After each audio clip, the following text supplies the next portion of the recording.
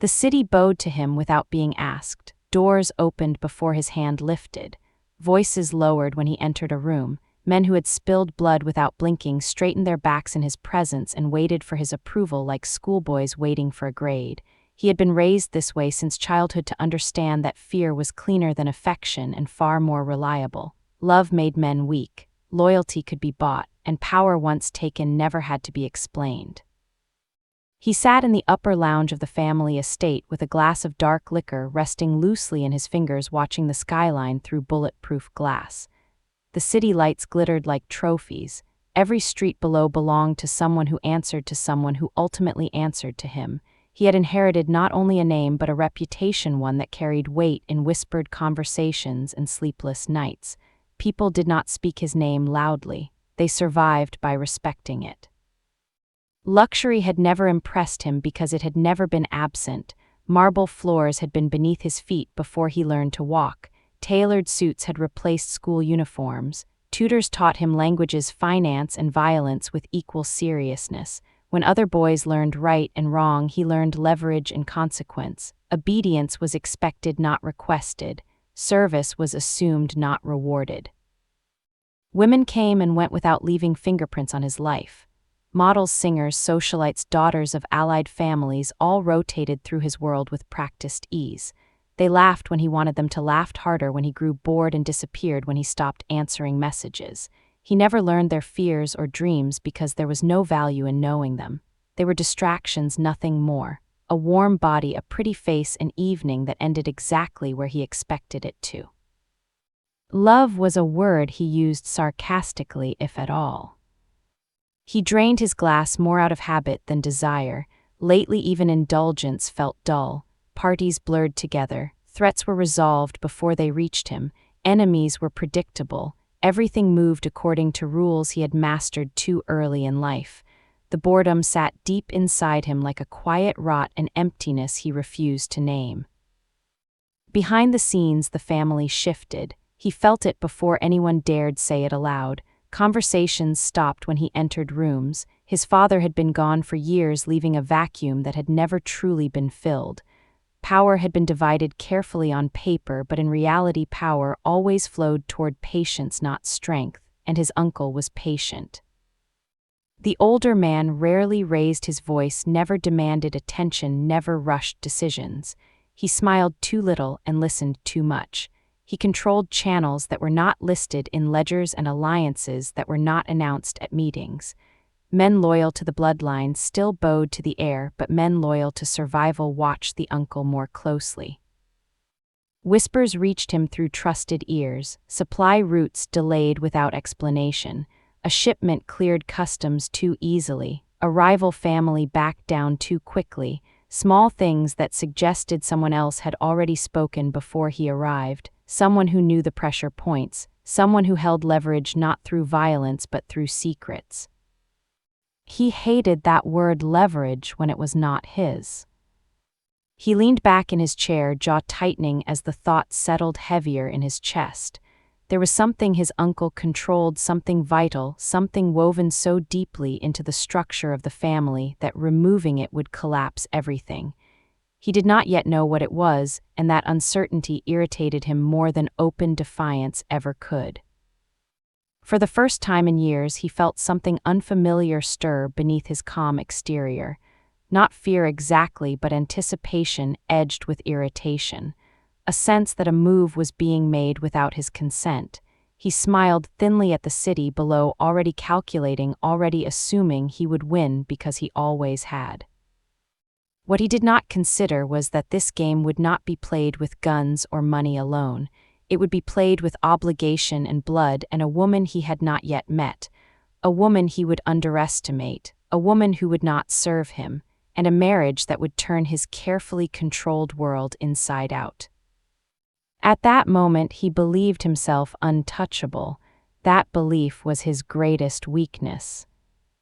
The summons did not come as a request, it arrived as an order delivered through silence. The estate felt different that evening, quieter, heavier, as if the walls themselves were listening.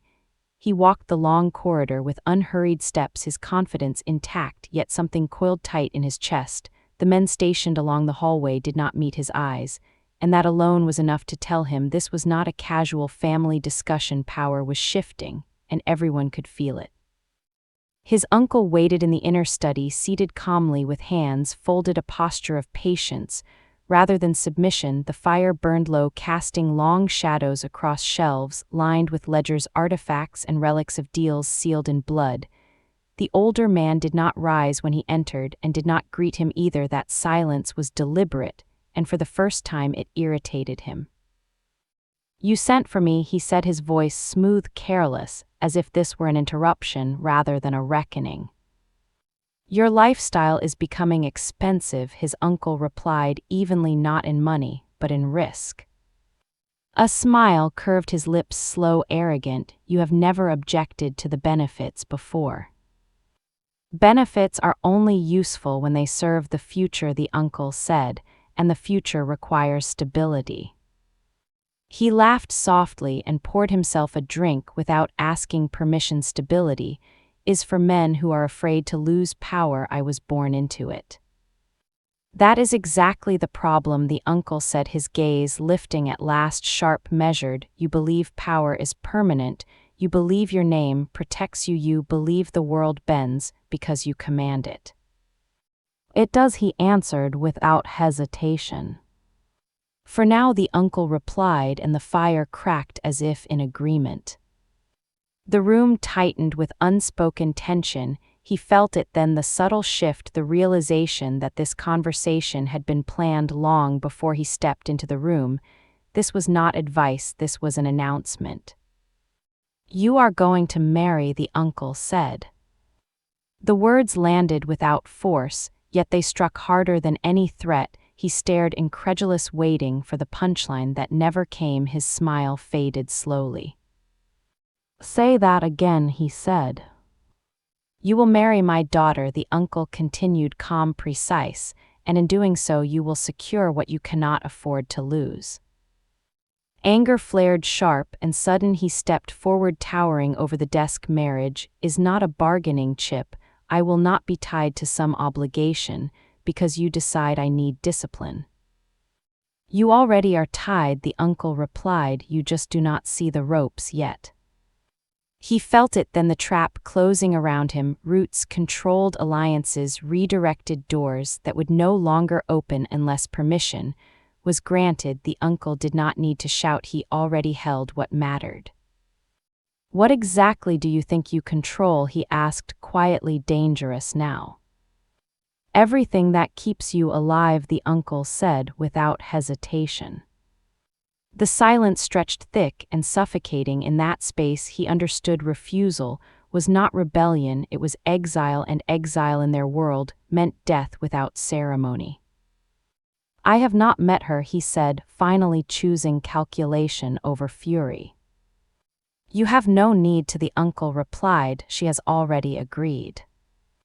That was the moment something cold slid into his chest, not fear, but offense that a woman unseen, unknown, would accept him without hesitation, without ambition or desire, offended his pride more than the marriage itself. "Why would she agree?" he asked.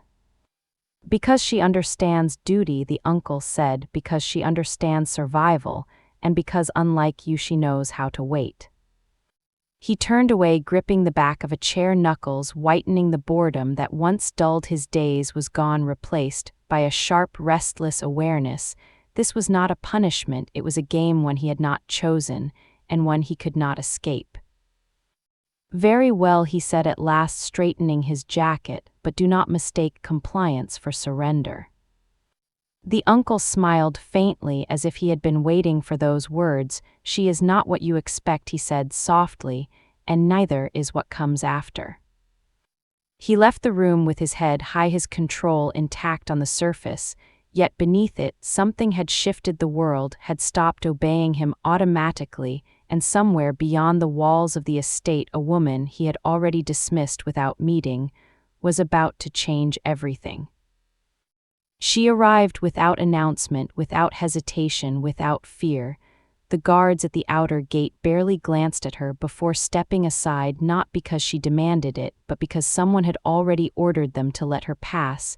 He noticed that first before he noticed her appearance, and it unsettled him more than he expected. She walked into the sitting room wearing clothes that seemed deliberately wrong. An oversized dark coat hung from narrow shoulders, as if borrowed from someone else's thick glasses, hid most of her face, her hair pulled back tight without softness or vanity. She did not look around in awe, did not lower her head, did not hurry. Her steps were steady, measured, like someone used to being unseen and unbothered.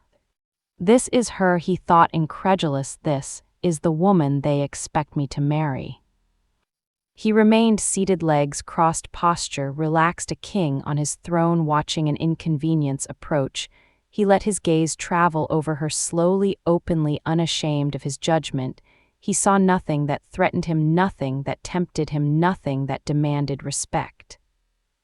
She stopped a few steps away and waited. She did not curtsy, did not smile, did not rush to speak. Silence stretched, and for the first time it was she who controlled it.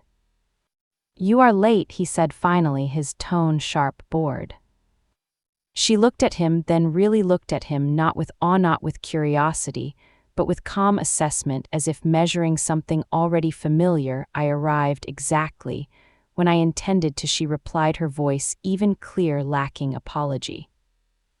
A few of the men lining the walls shifted uneasily. That answer was wrong. Women did not speak to him that way, especially not on first meeting. He leaned forward, slightly intrigued despite himself.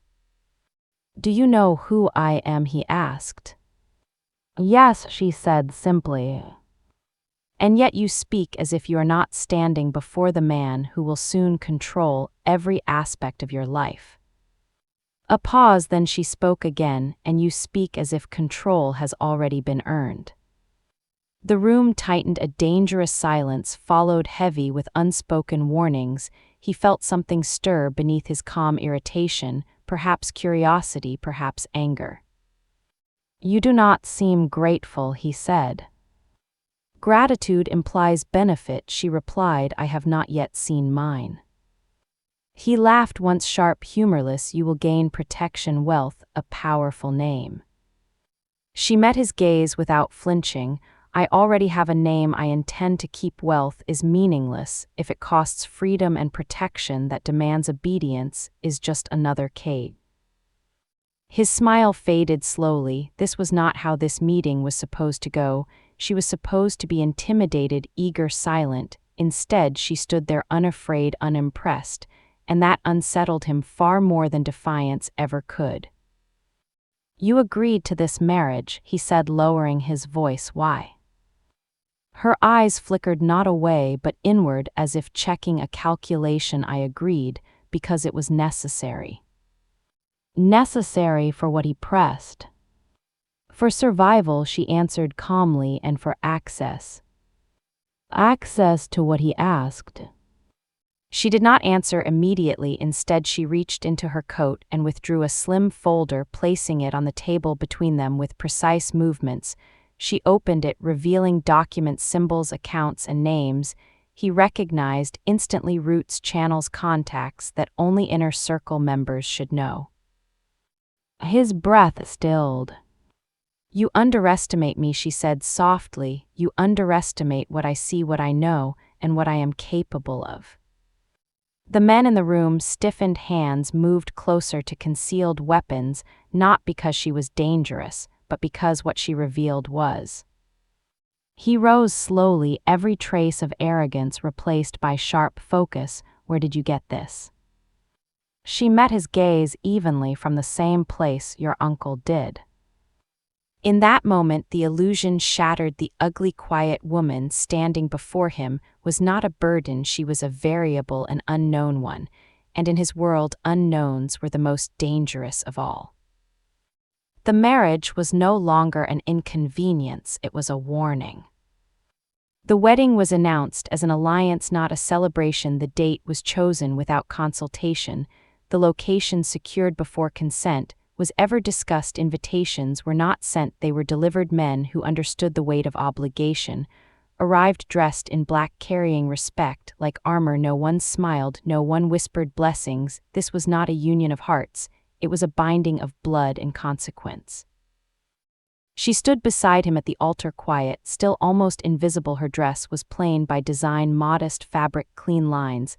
Nothing that invited admiration. Her hair was pulled back tight, her glasses resting firmly on her face, as if she needed them as a shield. He barely looked at her during the ceremony, his attention fixed forward, jaw tight, impatience simmering beneath his calm expression. He recited the vows without hesitation, the words meaning nothing more than ink on paper. She spoke hers softly, clearly, without trembling, without emotion that unsettled him more than fear would have. He expected reluctance, maybe resentment. He did not expect acceptance. Around them, older men watched closely, some with approval, some with unease. A few exchanged glances that lingered too long on her, as if measuring something unseen. He noticed that two filed it away without understanding it. When the officiant declared them bound, the silence that followed was heavier than applause. Their kiss was brief, controlled, transactional. Nothing lingered, no warmth, no promise. The moment ended exactly when it was required to. At the reception, he moved through the room as he always had, accepting nods, handshakes, loyalty, reaffirmed in coded language. She remained at his side, quiet, composed, responding only when addressed. Her presence was neutral, almost forgettable, and yet eyes kept returning to her, not with desire but with calculation. One of the elders leaned close to another, murmuring something he could not hear, but he caught the shift in tone. The respect was not for him alone tonight. That irritated him more than he cared to admit. Later in the evening, as the crowd thinned, he found her standing alone near a window, hands folded, posture straight. She did not look out at the city. Instead, she studied the reflection in the glass as if grounding herself. "You could at least pretend to enjoy this," he said. She did not turn. Enjoyment was not part of the agreement, she replied. "You wear obedience well," he said coldly. She finally faced him. "And you wear arrogance like armor," she said calmly. "It protects you until it does not." The words struck sharper than intended. He stepped closer, lowering his voice. "Be careful you forget where you are." "I know exactly where I am," she said. "That is why I am careful." The drive to the estate passed in silence. The car moved through guarded gates, iron doors closing behind them with finality.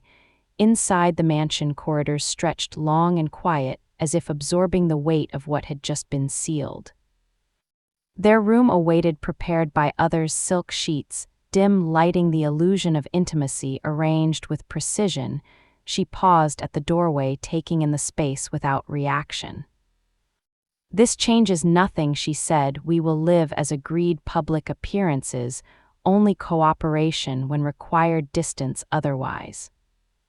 "You speak as if you hold equal power," he replied. She met his gaze, steady. "I do."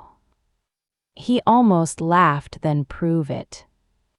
She stepped past him, removing her coat, placing it neatly on a chair. With deliberate calm, she turned back to him and spoke softly. "You think tonight is about obligation." She paused, letting the moment stretch. "You are wrong. Tonight is about control, and you no longer have all of it." Something in her tone shifted, not challenging, not fearful, but certain. The spoiled air felt a flicker of something unfamiliar. Curiosity edged with unease. As she walked toward the adjoining room without looking back, he realized the marriage had not made him her captor. It had made him her battlefield. Daylight stripped her down to the version he thought he understood. She moved through the estate, quietly, efficiently dressed in the same muted colors, glasses in place, posture controlled. Servants barely noticed her except to receive instructions delivered without softness or cruelty. She spoke little, asked nothing, and left no trace of emotion behind. To him, she was a presence without demand, a wife in title, only a shadow that fulfilled obligations and vanished. At night, everything changed. She did not announce herself when she entered the room. No hesitation, no awkwardness, no false modesty. She removed the glasses first, always with deliberate slowness, as if shedding a layer of armor. Her hair came loose, falling over her shoulders, soft, uncontrolled, alive. Her eyes held his then, not timid, not obedient, but unflinching. The woman who stood before him in darkness bore no resemblance to the one who passed him silently in the halls. The first time it happened, he thought it was a trick of light. The second time, he thought it was a calculated performance. By the third night, he knew neither explanation was enough. She touched him without asking, as if permission was irrelevant. Her confidence unsettled him more than desire ever had.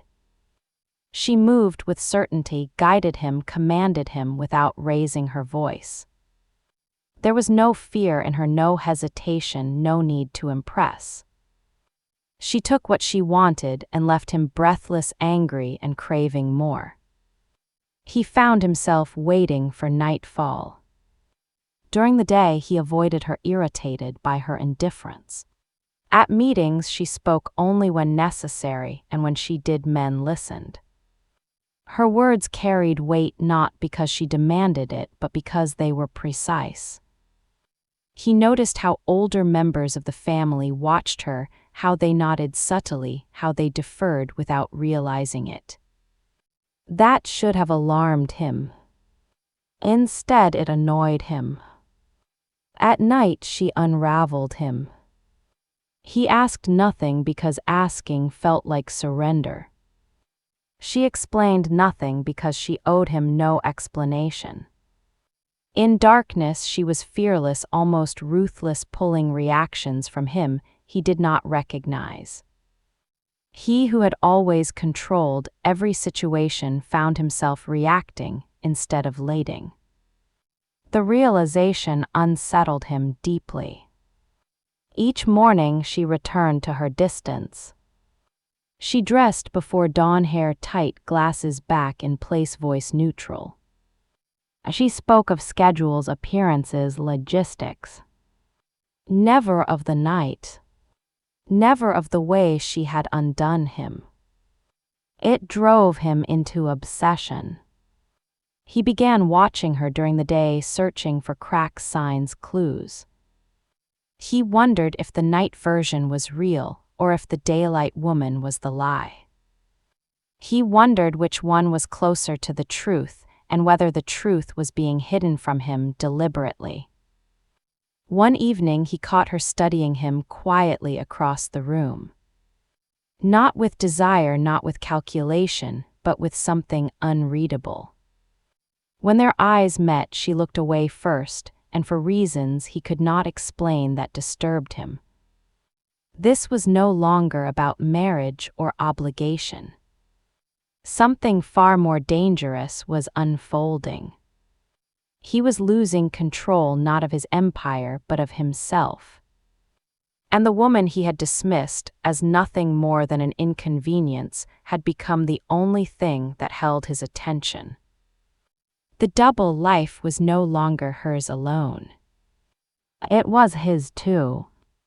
The shift did not announce itself with noise or conflict. It arrived quietly in the way men stopped interrupting her and started waiting for her to finish speaking. He noticed it first during a council gathering when an older lieutenant deferred to her without realizing it, correcting himself only after the damage was done. She did not react, she simply continued speaking with calm precision, as if respect were the most natural thing in the world. It irritated him more than open defiance ever could.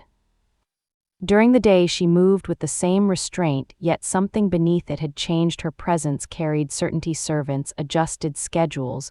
Without being asked, guards followed instructions that were never issued aloud. He watched it happen and felt something sharp twist inside his chest, a sensation he refused to name. At night, the certainty became fire. She did not wait for darkness anymore. She met his gaze openly, even under light, as if daring him to acknowledge what existed between them. Her touch remained fearless, but now there was intention behind it, not just desire, but challenge. He realized she was testing him not for weakness, but for honesty. He failed more than once. At a public gathering days later, she stood beside him as required, dressed, simply composed, contained. He had told himself she was invisible, that no one would notice her. That illusion shattered quickly. A visiting negotiator asked her a question, directly bypassing him entirely, the room stilled, waiting for her answer. She responded with clarity, offering a solution that resolved a long-standing conflict in a single sentence. Heads nodded approval, followed. He smiled outwardly, but inside something burned. Later he pulled her aside, fingers tight around her wrist. Careful not to be seen. You enjoyed that, he said low. I solved a problem, she replied evenly. Enjoyment is irrelevant. You undermined me. She met his gaze without pulling away. Authority that cannot withstand competence deserves to be questioned.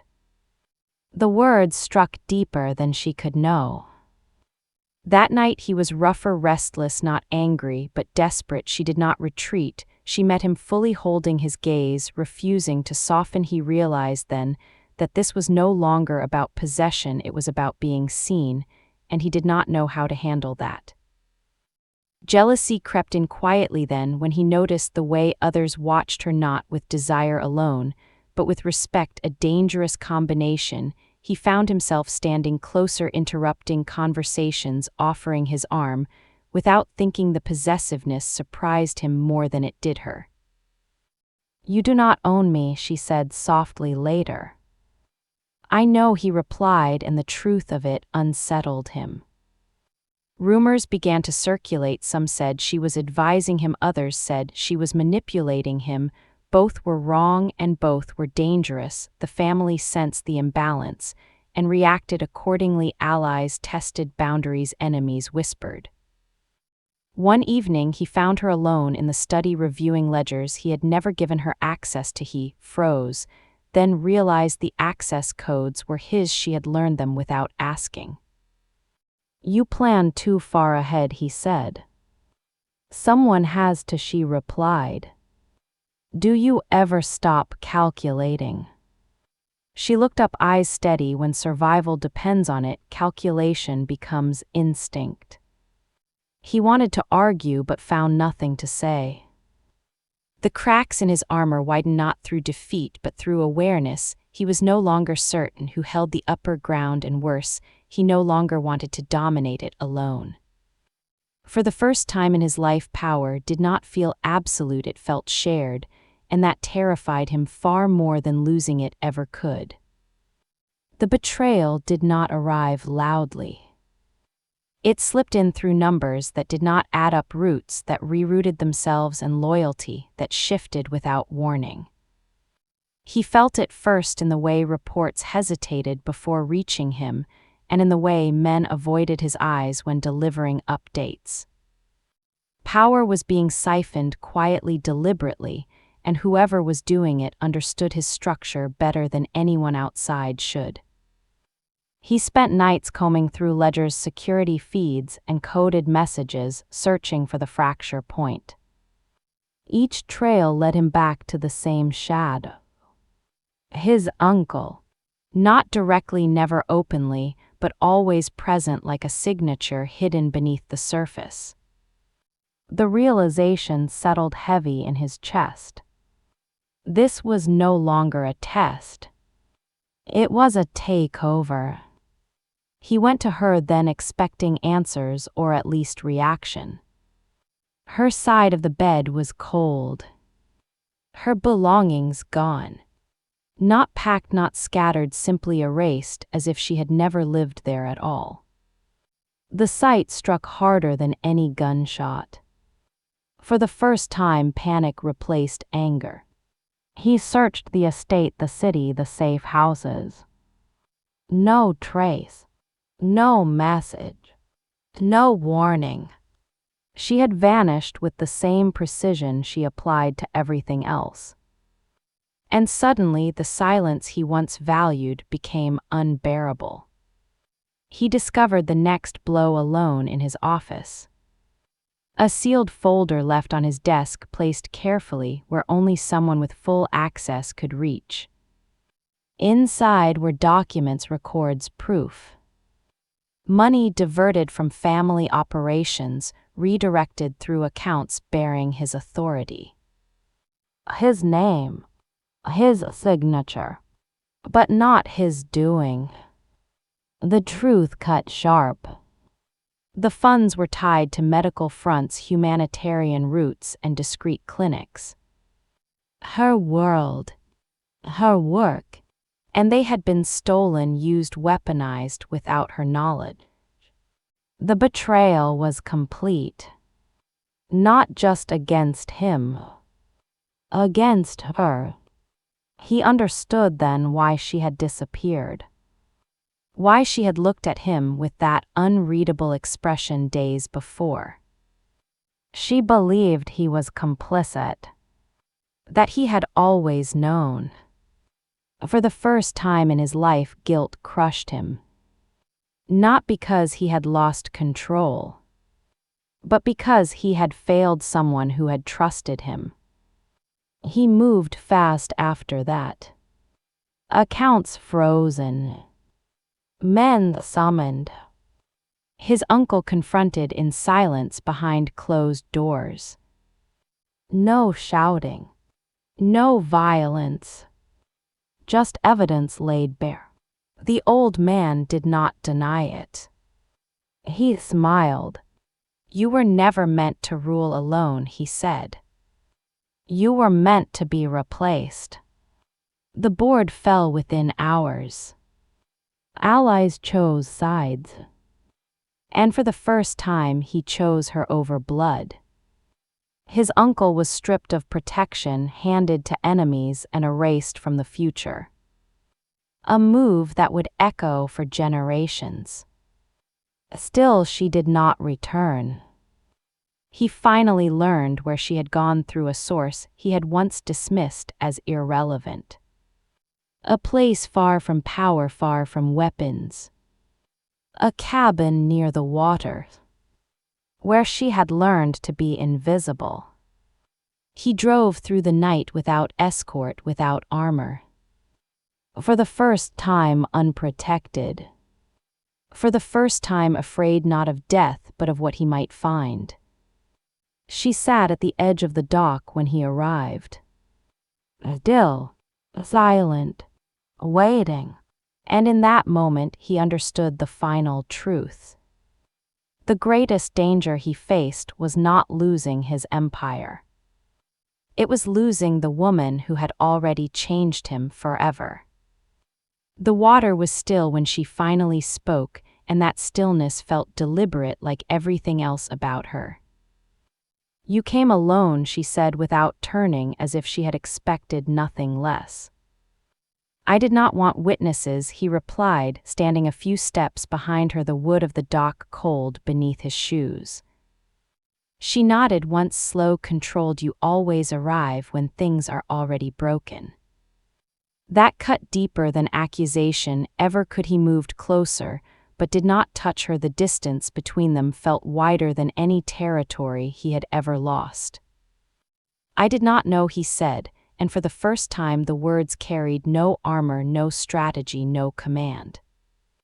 She let out a quiet breath that trembled before steadying. I believed you did, she said. That is what hurts the most. Silence stretched between them, heavy with everything unsaid. The lake reflected the sky, pale and endless, a mirror that offered no answers. Do you know why I agreed to marry you? She asked at last. He shook his head slowly. Because I was trained to survive, she said. Because I learned early that the safest place to hide is in plain sight.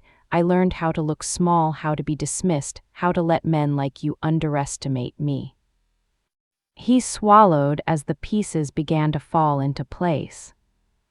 My father taught me strategy, not submission, she continued. He taught me to listen more than I speak, to watch more than I react.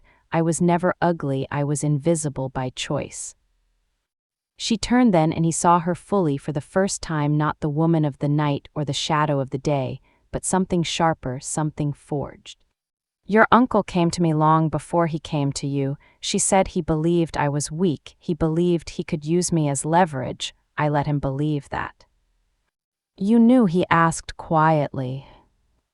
"I suspected," she answered. "I needed proof, I needed access, and I needed you close enough to see what kind of man you truly were." He exhaled slowly. "You used me." "Yes," she said without hesitation, "and I fell in love with you anyway." The confession landed harder than any weapon. "I hated myself for it," she continued. "I told myself it was strategy, that it would end once I had what I needed. But then I saw you change. I saw you choose restraint over cruelty. I saw you defend me without realizing why, and I realized the danger was no longer him, it was you." He stepped closer, now voice low, raw. "Why did you leave?" "Because loving you made me vulnerable," she said, "and vulnerability in our world is fatal." "I chose you," he said immediately. "I destroyed him for you."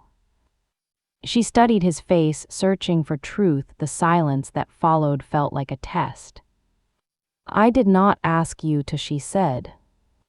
"No," he replied, "you did not, but I wanted to." Her composure cracked, then just slightly. Tears gathered, but did not fall. "You were never supposed to matter," she whispered. "Neither were you," he said, "yet here we are." She looked away again, the lake trembling as the wind shifted. "I was prepared to walk away," she said, "to disappear again. That is what I am good at." He reached for her hand, and this time she did not pull away. "Do not," he said softly, "not now, not after everything." She closed her eyes briefly, then opened them, resolve returning. "I will not be your weakness," she said. "You are my strength," he replied. The words hung between them, fragile and real.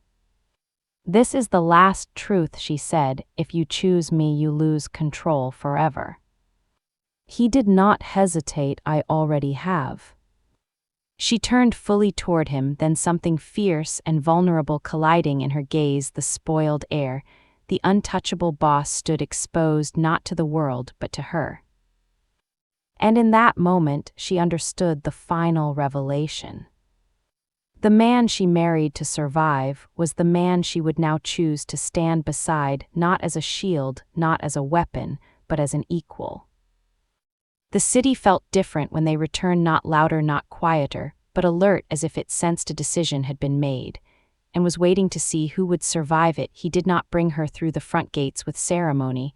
He brought her through the inner routes, the ones known only to men who expected blood before sunrise. Word spread anyway. It always did. Power never moved in silence for long. The council gathered without being summoned. Chairs filled faster than usual, faces tense, eyes sharp.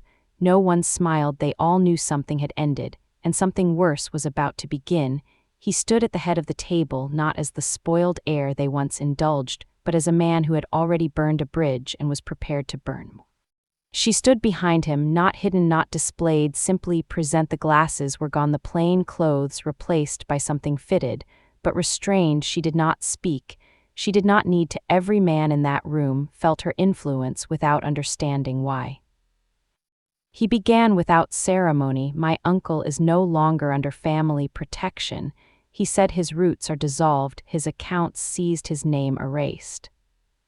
A murmur rippled through the room. Some men leaned forward, others leaned back, calculating consequences.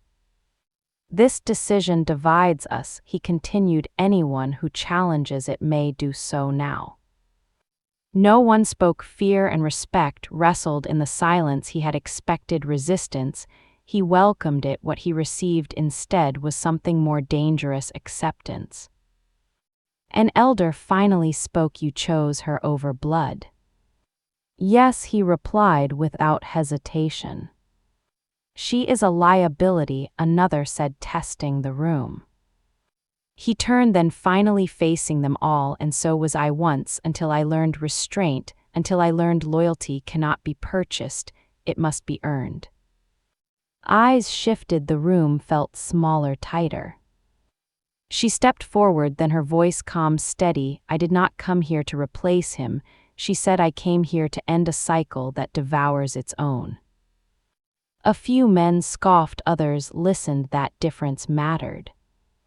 He placed his hand over hers, an open gesture of alignment. I will not rule through fear alone. He said anyone who cannot accept that is free to leave. No one moved. Power had changed shape and they could feel it.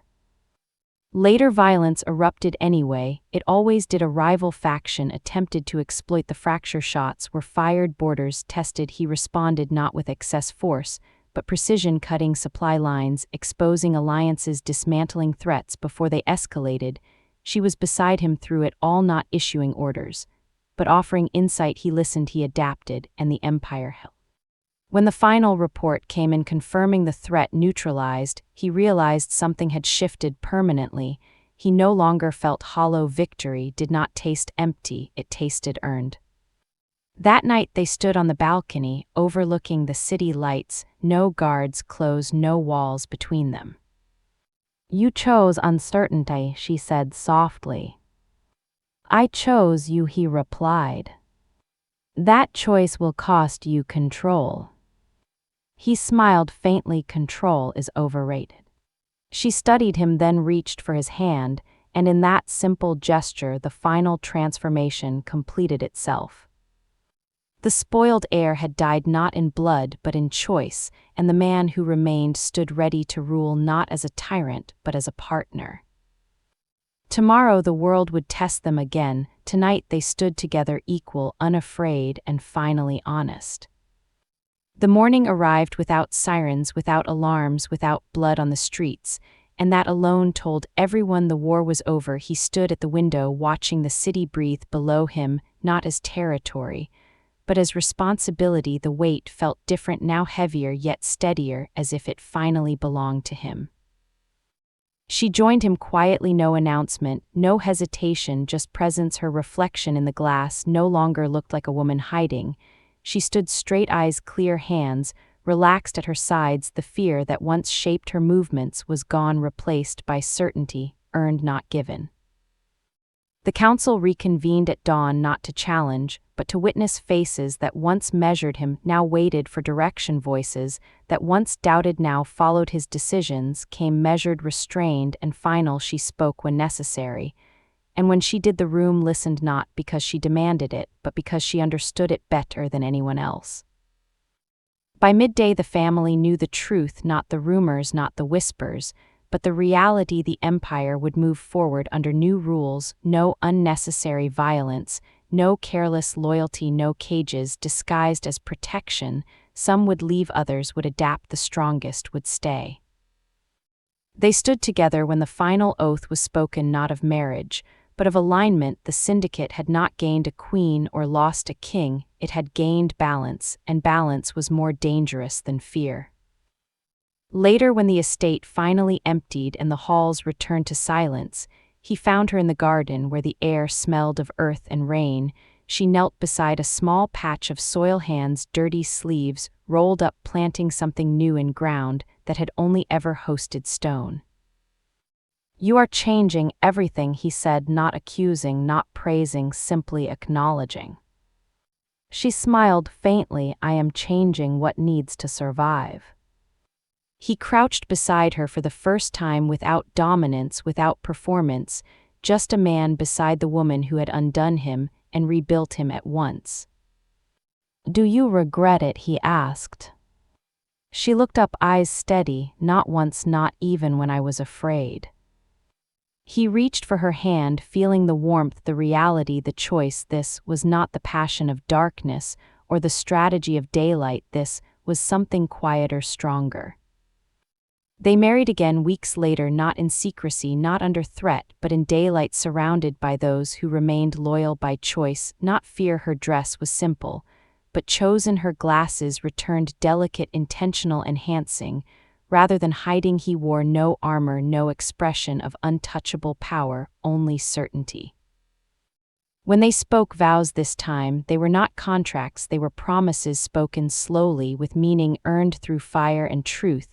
The kiss that followed was unhurried, unhidden, and final.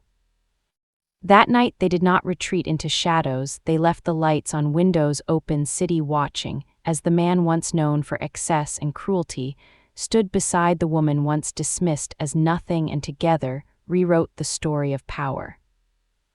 Months passed and the city learned a new name, not feared, not worshipped, but respected, hers. She built foundations, clinics, networks that healed as much as they protected. Money flowed, cleanly, purposefully, lives changed quietly. He watched her often, not possessively, not in awe, but in gratitude. The spoiled heir was gone, replaced by a man who had learned the cost of love and paid it willingly. As they stood beneath the stars one evening, her head resting against his shoulder, he understood the final truth. The greatest power he would ever hold was not an empire, not fear, not control.